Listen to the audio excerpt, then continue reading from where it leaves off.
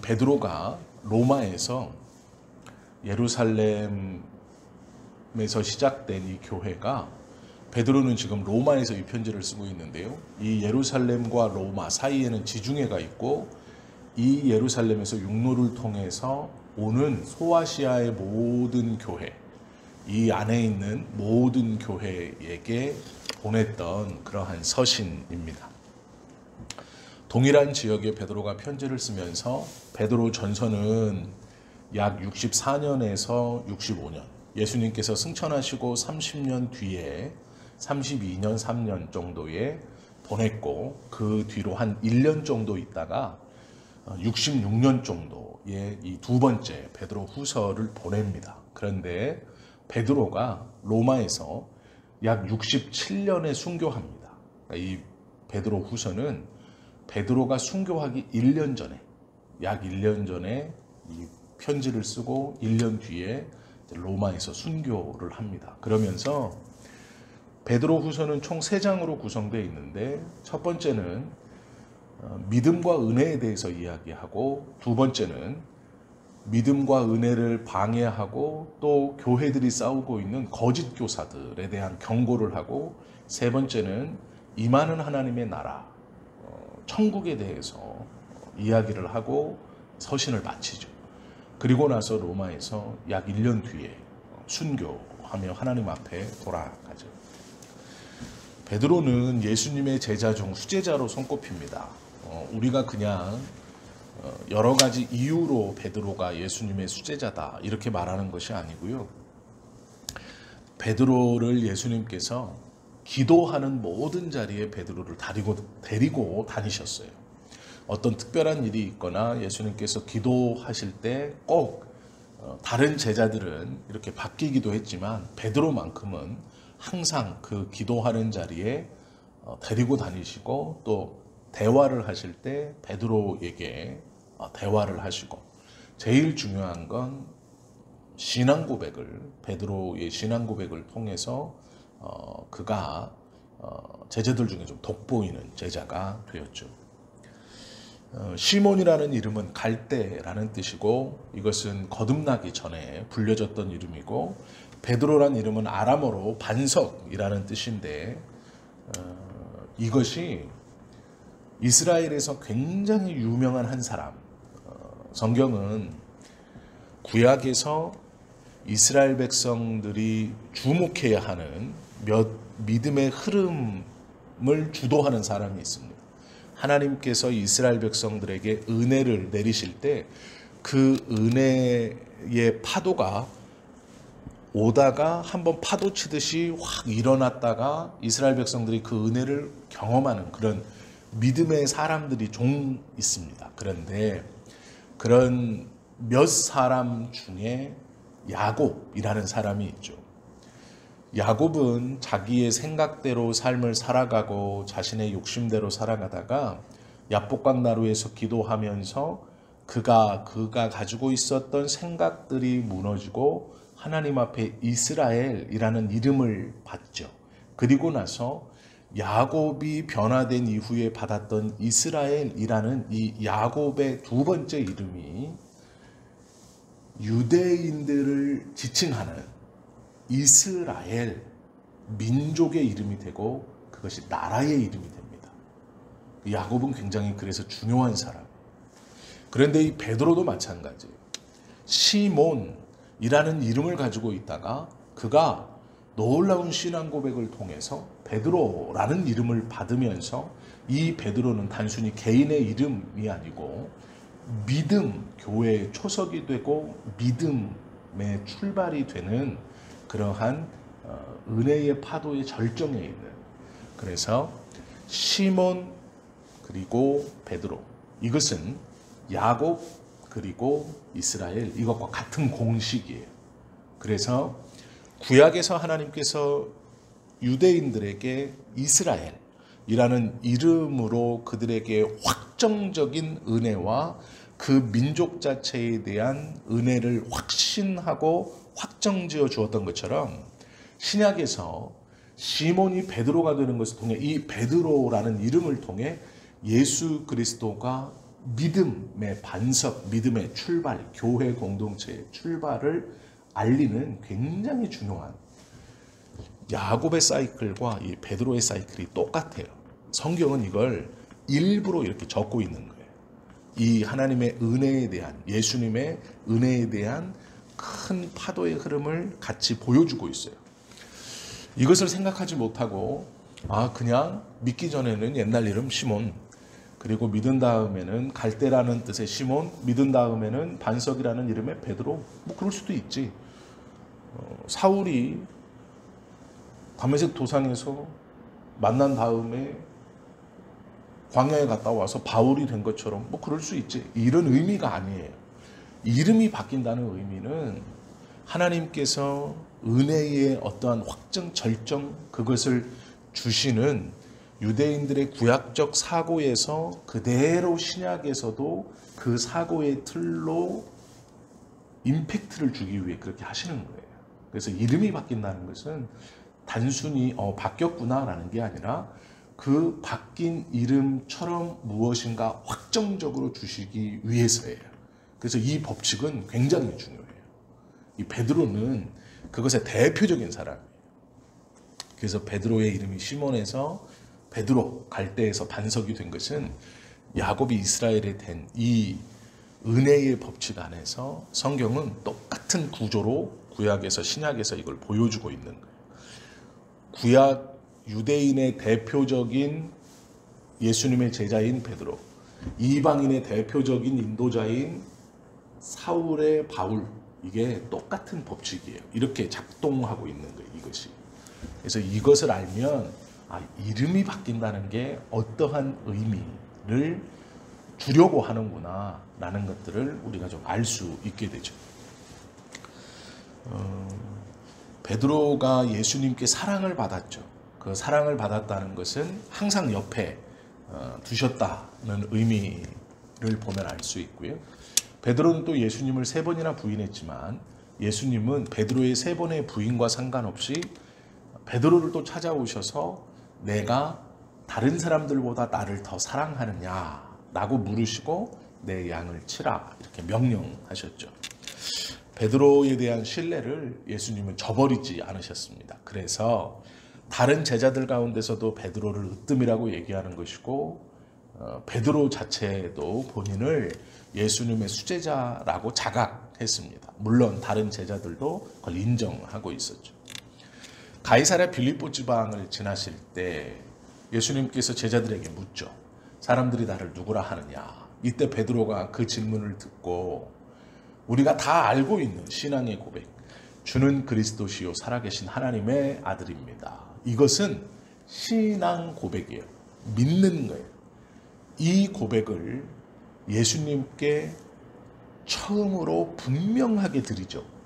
주는 예수님은 그리스도 구원자이시며 살아계신 하나님의 아들입니다. 이 고백이 신앙의 고백이에요. 우리도 동일한 신앙의 고백, 예수님을 우리의 구세주로, 예수님을 하나님의 아들로 믿는다라는 것을 베드로가 신앙, 믿음으로의 고백이에요. 지식으로의 고백이 아니라 믿음을 보이는 신앙의 고백이에요. 그래서 이것이 지금도 동일한 우리들의 신앙의 고백이 되는 것이죠. 그리고 예수님은 그 고백을 들으시고 이것을 알게 하시니가 너의 혈육이 아니고 하늘에 계신 아버지다 라고 말씀하세요. 올바른 신앙의 고백은 사람의 생각이나 사람의 결심으로 할 수 있는 것이 아니라 하나님께서 주셔야만이 고백할 수 있고 알 수 있다라는 거예요. 이 분을 구세주로 또 하나님의 아들로 고백한다라는 것은 하나님의 은혜, 하나님이 주시지 않고는 알 수 없다. 예수님께서 이렇게 말씀하셨죠. 그러면서 베드로에게 너에게 이것을 알게 하셨다. 하나님의 은혜가 하나님의 주심이 너에게 있다. 이렇게 공개적으로 인정하신 거예요.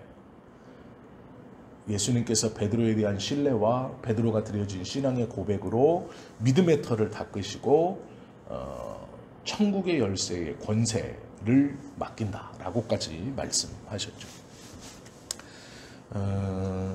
많은 사람들이 예수님이 전하시는 그 말씀을 들으면 들을수록 자신들이 생각했던 메시아와는 조금 다른 길을 가려 한다는 것을 알게 됩니다. 그리고 나서 많은 사람들이 예수를 떠나요.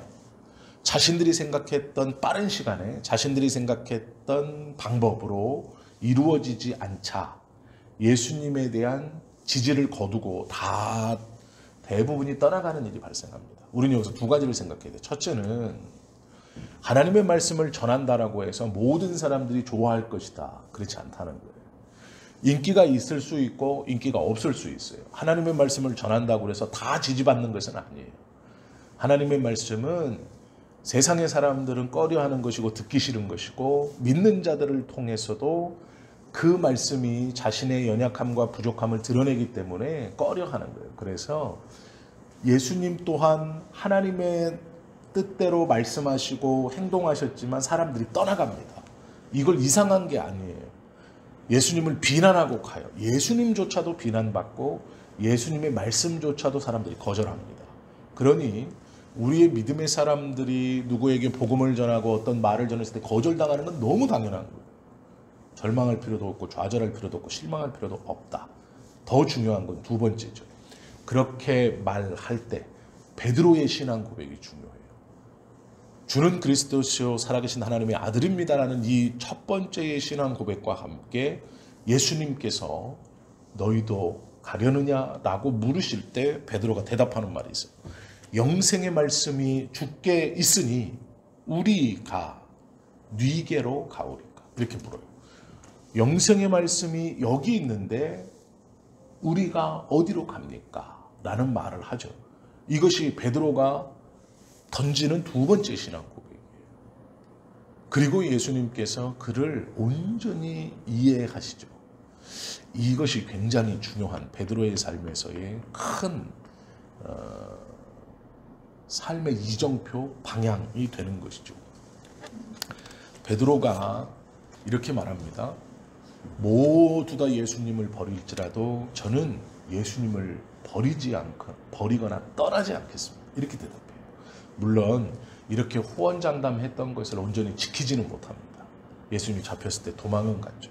그러나 한 가지 특이한 점이 뭐냐면 예수님을 잡으러 온 제사장들의 종들이 둘러싸여 있을 때 베드로가 격분해서 품속에 있는 칼을 빼어 말고의 귀를 쳐서 떨어뜨리는 사건이에요. 이게 뭐냐면 단순히 성격이 욱해서가 아니에요. 예수 그리스도를 지킨다라는 것이 그에게서 일어난 것이죠. 예수님이 그 귀를 붙여주면서 저항하지 마라 라고 말씀하셨고 베드로는 그 저항하지 마라, 칼을 빼어든 자는 그것 때문에 망한다 라는 것으로 인해서 도망을 치죠.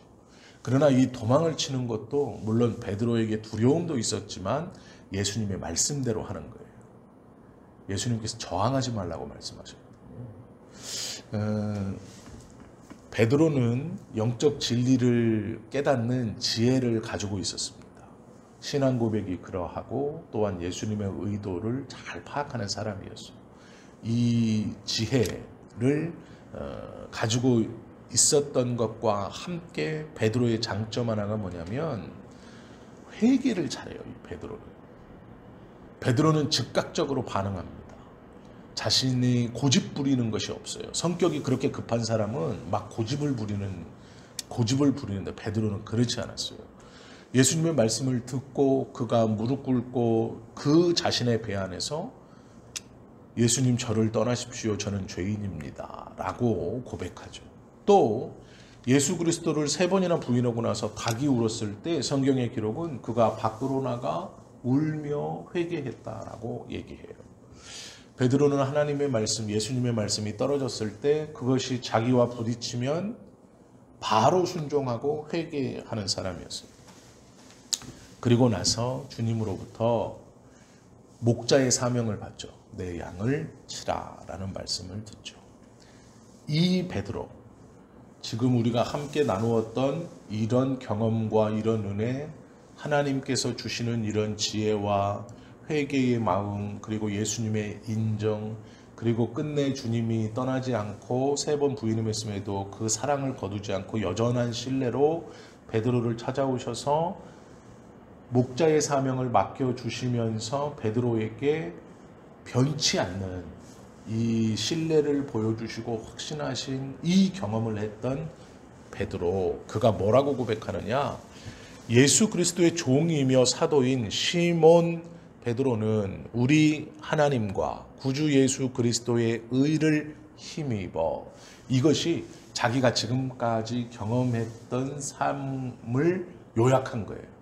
변함없는 신뢰를 보여주셨고 하나님께서 나에게 지혜를 주셨고, 그것들을 지금 우리가 나눈 것들을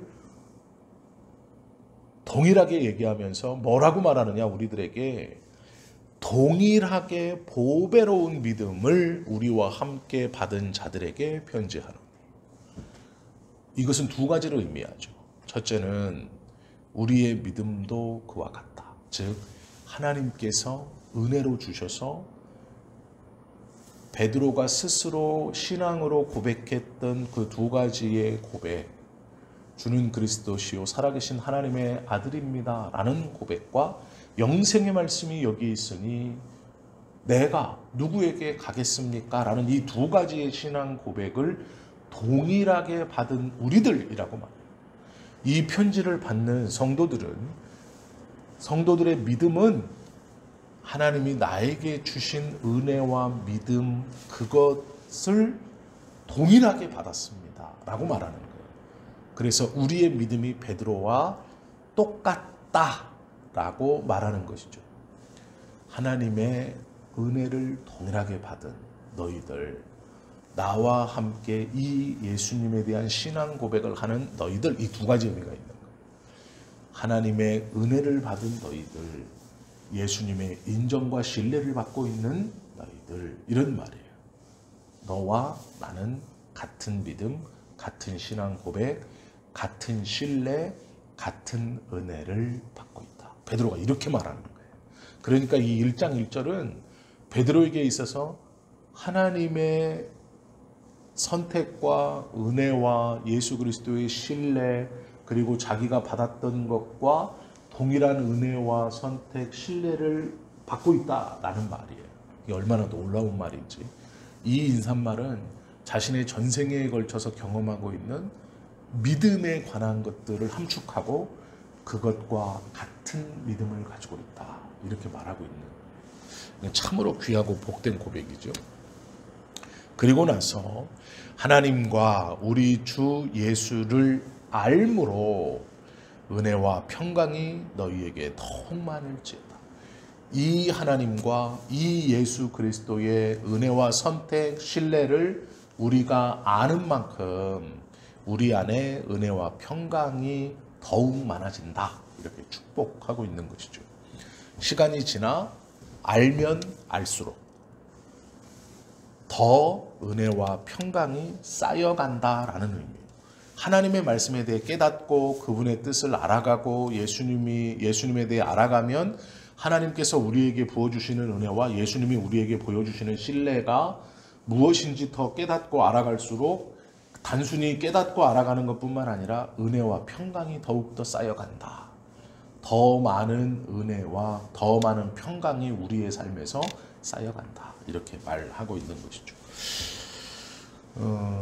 이러한 신앙의 말을 할 수 있다는 건 이 베드로의 수준이 굉장한 기품 아래 있고, 그것을 이렇게 너무나 아름다운 말로 고백하고 또 그것을 이렇게 전달해 준다라는 것은 베드로의 탁월성, 그리고 그가 변화받고 30여 년 동안 사역하면서 이제 나이도 많은 이 노 제자가 죽음을 1년 앞두고 그가 로마에 갇혀서 잡혀서 순교당하기 직전 마지막 남겨놓은 편지, 그 안에서 고백되어지는 이 한 구절 한 구절은 베드로의 이런 믿음과 신앙이 녹아있는 구절들이에요. 그리고 이 한 구절 한 구절들이 지금 로마에서부터 거꾸로 예루살렘까지 있는 소아시아의 모든 지역에 있는 교회들의 성도들, 즉 전 교회를 전체의 성도들을 생각하면서 그가 어쩌면 예수 그리스도가 잡히시기 전날 밤 땀방울이 핏방울이 될 정도로 기도하셨던 그 심정으로 전달하고 있는 내용이 함축적이고, 그리고 최소한의 단어들을 사용하고 최소한의 말을 3장밖에 안 되는 이 말을 쓰고 있지만 그 안에는 정말 놀라운 신앙의 고백들이 담겨져 있는 거죠. 특별히 1장에서는 성도들의 믿음에 대해서 증거하고 있고, 그 믿음을 깨트리고 그 믿음으로 지금 영적 전투하고 있는 2장에서의 거짓 교사들에 대한 것들을 이야기하고 있고, 3장에서는 하나님의 나라에 대한 고백으로 끝내는 이 놀라운 구성도 베드로가 성령 하나님의 인도를 받지 않고는 이렇게 고백할 수 없다라는 것이죠. 그러므로 베드로 후서는 베드로라는 당대에 탁월하게 쓰임받았던 하나님의 제자, 예수 그리스도의 제자, 그리고 선지자이면서 사도, 대표적인 사도라는 이 베드로가 신앙 아래서 영적 전쟁뿐만 아니라 로마의 핍박과 압제를 견뎌내고 교회 안에서 가르쳐지는 거짓 사도들의 거짓 가르침 안에서 영적 전투에 임하면서까지 치열하게 살고 있는 그들에게 어떠한 말씀으로 권면하고 그 은혜를 믿고 지켜가게 하는 이 하나님의 은혜에 대해서 말하고 있느냐는 우리들이 주의해야 되고 깊이 묵상해 봐야 하는 굉장히 중요하고, 성경이라고 할 때 이 성경이라고 하는 것에 나머지 모든 성경이 다 합당한 것이지만 특별히 베드로 후서는 굉장히 중요한 그러한 말씀입니다. 이제 우리가 그러한 말씀을 배워가는 것이죠.